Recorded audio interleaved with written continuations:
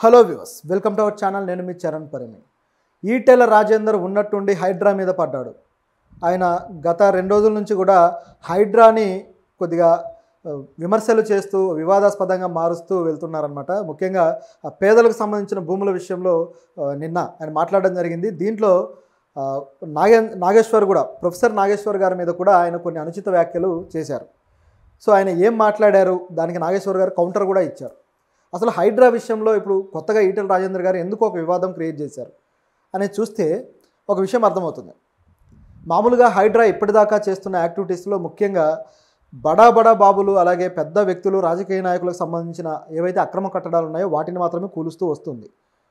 Already Nagarjuna గారిది చూసాము. అదేవిధంగా రేవంత్ రెడ్డి గారి తమ్ముడు, ఆయన సోదరుడు ఆ తిరుపతి రెడ్డి గారికి కూడా నోటీస్ ఇవ్వడం జరిగింది. సో ఇది పరిస్థితి. అంటే దుర్గం చెరువు పరిధిలో ఏదైతే ఫుల్ ట్యాంక్ పరిధి ఉంటుందో ఆ పరిధిలో ఈ బిల్డింగ్ ఉంది వీళ్ళది అని చెప్పేసి ఇచ్చారు. సో దాన్ని కూడా కూల్చడానికి రెడీ అయ్యారు. సో ఈ పరిస్థితిలో చేసుకుంటూ వెళ్తుంటే సడన్గా ఒక వాదన అయితే ముందుకు వచ్చింది. అదేంటంటే కంటోన్మెంట్ పరిధిలోని హస్మత్ సాగర్ అనే ఒక చెరువు, ఆ చెరువు పరిధిలో ఉన్న కొన్ని కాలనీస్ ఉన్నాయన్నమాట. సో ఈ కాలనీస్ అన్నిటికీ కూడా మీరు చెరువు ఏరియాని ఆక్రమించి కట్టారు, ఇదంతా కూడా బఫరింగ్ జోన్లో ఉంది అని చెప్పేసి రెవెన్యూ అధికారులు వాళ్ళకు నోటీసులు ఇచ్చారు. సో ఈ పేదలంతా ఇక లబోదిబోం అంటూ ప్రభుత్వ ఆఫీసుల చుట్టూ తిరుగుతున్నారు. సో వీళ్ళ సమస్య అనేది బీజేపీ నేతల కంటబడి ఇప్పుడు రాజేందర్ గారు అక్కడికి వచ్చారు. వచ్చి ఆయన వాళ్ళ వినతి పత్రాలు తీసుకొని ఆయన మాట్లాడడం జరిగింది. సో ఆయన ఏమంటున్నాడంటే, రేవంత్ రెడ్డి గారికి పేదల కష్టాలు తెలియదు, ఆయన పేదల జీవితాల గురించి ఏమాత్రం ఆయనకు అవగాహన లేదు అని చెప్పేసి ఆయన అన్నారు. అది కూడా దాదాపు 30-40 ఏళ్ళ తర్వాత వాళ్ళు ఇల్లు కట్టుకొని నివాసాలు ఉంటూ 30-40 ఏళ్ళు అయిపోయిన తర్వాత ఇప్పుడు వీళ్ళని బఫరింగ్ జోన్లో ఉన్నారు అంటే వాళ్ళు ఎటుపోవాలి అని చెప్పేది ఇక్కడ ప్రశ్న. రేవంత్ రెడ్డి గారు ఆయన పూర్తి స్థాయిలో ఒక మంత్రిగా చేసినా, అదేవిధంగా ఆయన మరేదైనా శాఖను నిర్వహించినా ఆయనకు తెలిసి ఉండేది పేదల కష్టాలు ఏంటో.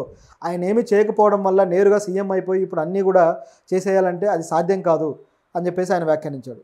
దీంతోపాటు దీంట్లోకి ఈ టాపిక్ అంతా బాగానే ఉంది. ప్రభుత్వాన్ని ప్రశ్నించాడు. అదేవిధంగా హైడ్రా పేరుతోటి పేదల భూములు ప్రభుత్వం లాక్కుంటుంది, హైడ్రాని తీసుకొచ్చేసి దీన్ని ఒక భూతంలాగా చూపిస్తుంది ఇప్పుడు ప్రస్తుతం పరిస్థితి అనేది ఈటెల రాజేందర్ గారి ఆరోపణ. అలా చూపించి వాళ్ళని విమర్శించడం ప్రతిపక్షాలుగా చేస్తున్నారు, బాగానే ఉంది. పైగా పేద ప్రజలకు అన్యాయం జరిగినప్పుడు ఈ మాత్రం రియాక్షన్ అయితే ఉండాల్సిందే, దాన్ని ఏ మాత్రం తప్పు పట్టేది లేదు. కాకపోతే ఈ విషయంలో ప్రొఫెసర్ నాగేశ్వర్ గారిని అనవసరంగా లాగాడు.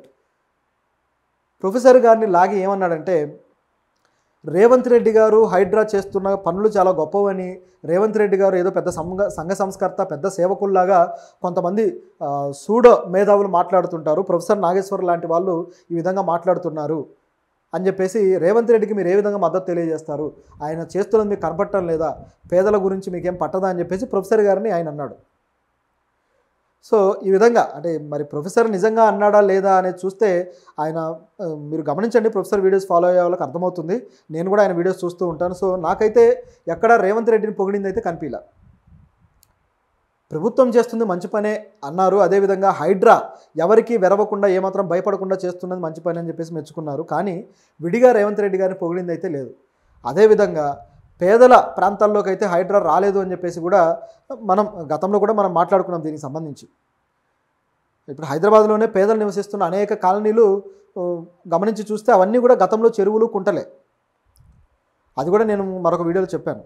అయితే ఈ చెరువులు, కుంటల్లోకి అయితే హైడ్రా వచ్చి చొరబడి నోటీసులు అయితే ఇవ్వలేదు. కొన్ని ప్రాంతాల్లో అంటే కొంచెం హై ప్రొఫైల్ ప్రాంతాల్లో మాత్రం ఆ కాలనీలో నోటీసులు అయితే ఇచ్చారు. ముఖ్యంగా మాదాపూర్ ప్రాంతంలో అయితే హై ప్రొఫైల్ ఏరియా అది. దుర్గం చెరువు బ్యాక్ సైడ్ కావచ్చు, front side hitech city area కావచ్చు, ఈ ప్రాంతాల్లో కొంతమందికి అయితే నోటీసులు ఇచ్చారు. దీన్ని కూడా హైకోర్టు ప్రశ్నించింది. మీరు కొంతమందికే ఎందుకు ఇస్తున్నారో, ఆ ఏరియాలో అందరికీ ఇవ్వాలి కదా, అది బఫరింగ్ జోన్లో ఉంది అని మీరు భావించినప్పుడు అందరికీ ఇవ్వకుండా కొంతమంది వ్యక్తులకు ఎందుకు ఇస్తారని చెప్పేసి ఆ కౌంటర్ కూడా వేశారు. సో ఇటువైపు ఇది ఒకటి నడుస్తూ ఉండగానే ఇంకొక వైపు చూస్తే మాత్రం ఈ హైడ్రాను అడ్డం పెట్టుకొని ప్రభుత్వం కావాలని పేదల ఇల్లు కూలగొట్టడము, ఆ స్థలాలను స్వాధీనం చేసుకోవడానికి ప్రయత్నిస్తుంది అన్నట్లుగా ఈటెల రాజేందర్ గారి ఆరోపణ. దాంతోపాటు ప్రొఫెసర్ గారి మీద కూడా ఈ రకం ఆరోపణ. సో ఇది ఇక్కడ మొత్తం కనిపిస్తున్న సీన్. అయితే దీంట్లో ప్రొఫెసర్ మీద చేసిన ఆరోపణలు మాత్రం ప్రొఫెసర్ తీవ్రంగా ఖండించాడు. ఈటెల రాజేందర్ గారు, మిస్టర్ ఈటెల రాజేంద్ర, మీరు నోరు జారొద్దు అని చెప్పేసి ఆయన పెద్ద థంబ్నెయిల్ తోటి ఆయన వీడియో కూడా చేశాడు. సో ఆయన ఏమంటున్నాడంటే, మీరు అనవసరంగా నా మీద మాట్లాడుతున్నారు, నేను ఎక్కడే కానీ రేవంత్ రెడ్డి గారి గురించి ఈ విధంగా పొగడలేదు, అదేవిధంగా గతంలో పేదల చెరువుల గురించి, పేదలు ఉండే నివాసాల గురించి మాకేం తెలియదన్నారు. అలాగే బయట చెరువులు ఎట్లా ఆక్రమణకు గురవుతున్నాయో కూడా తెలియదన్నారు. కానీ నేను ఎమ్మెల్సీగా ఉన్నప్పటి నుంచి, అంతకు ముందు నుంచి కూడా ఈ చెరువుల విషయంలో పోరాడుతూనే వస్తున్నానని చెప్పేసి ఆ ప్రొఫెసర్ గారు కొన్ని వీడియోలు అయితే రిలీజ్ చేశాడు. అంటే అప్పటి పేపర్ కటింగ్స్ కావచ్చు, ఆ వీడియోస్ కావచ్చు, వార్తలు కావచ్చు, ఇవన్నీ కూడా ఆయన ముందు పెట్టడం జరిగింది. సో ఆయన వీడియో మీరు చూస్తే తెలుస్తుంది. ఇవన్నీ వస్తే క్లారిటీ అయితే వచ్చేసింది. అంటే వీళ్ళందరూ రియాక్ట్ కాకముందే ఈయన రియాక్ట్ అయ్యాడు అని. అయితే ఇక్కడ ఒక విషయం మీద మాత్రం కంప్లైంట్ చేయాల్సిందే. ఒకవేళ ఆయన తప్పుగా మాట్లాడితే విమర్శించవచ్చు, ప్రతి ఒక్కరికి ఆ హక్కు ఉంటుంది. కాకపోతే ఇక్కడ ఏ విమర్శ వస్తుందంటే, ఎవరన్నా ప్రభుత్వాన్నో లేకపోతే తమ పార్టీల వాళ్ళను విమర్శిస్తే, లేకపోతే తమకు ఆపోజిట్ వ్యక్తుల్ని పొగిడితే వాళ్ళను సూడో మేధావులు అనే ముద్ర వేయడానికి ఈ మధ్య బీజేపీ వాళ్ళు విపరీతంగా ప్రయత్నిస్తున్నారు. అంటే గత బీజేపీ అధికారంలోకి వచ్చినప్పటి నుంచి చేస్తుంది ఇదే.